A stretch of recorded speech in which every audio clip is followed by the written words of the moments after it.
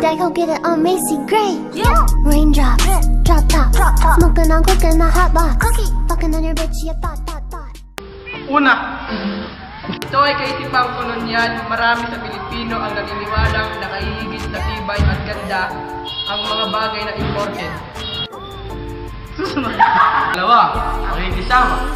Ang mga Pilipino daw ay nakasanayan na ang pamamalengke at dito nung lumalabas ang salitang suwi. Maraming Pilipino gusto maging suwi upang makahingi sila ng bawas sa kanilang bibig. Susunod, pangatlo. Pangatlo, regionalismo. Ano nga ba ang regionalismo? Ang regionalismo, ito yung mga kalakal na may tatak ng buhok. Tulad ng Lapas Batchoy ng Laguna. Ang buko pie ng Laguna. Siyempre, sikat din ng Laguna sa mga produkto yun. At yun. Susunod, pangapat. Hospitalidad. Ito yung mga taong bibili nila ang isang gamit kahit hindi naman nila kailangan. Dahil para ito sa mga ibang tao. Ito yung tutulong ka sa iba kahit di nila sabihin yung katulad na kapag alam mo na short yung kaibigan mo at ikaw ay nandyan na utang na loob ka sa kanya na tulungan siya.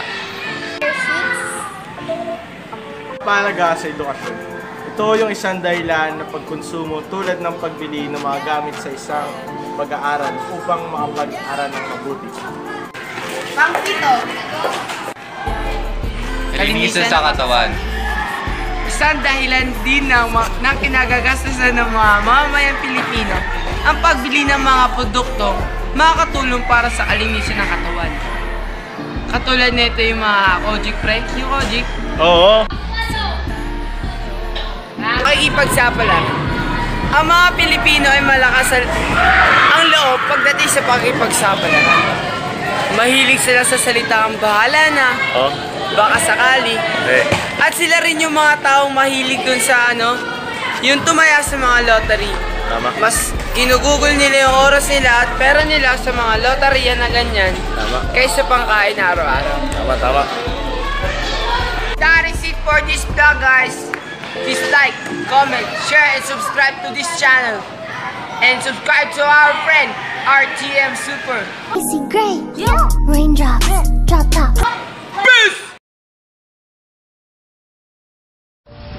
Susunod. Panglima. Realismo. Ano nga ba? Realismo.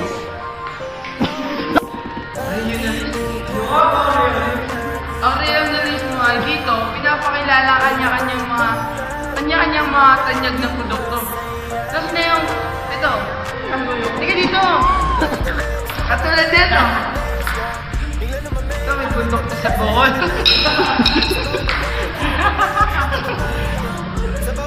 Ilalasag nila, heels. Hindi ako heels. May kapatid ka sa tertiary. Sino? Si yung binundod sa first. Sino? Okay na yun.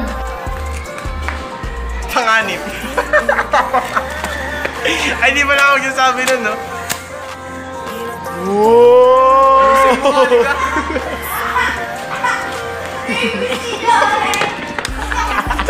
Impluwensyang kultural sa pagkonsumo. Yung nasabi ng duwa.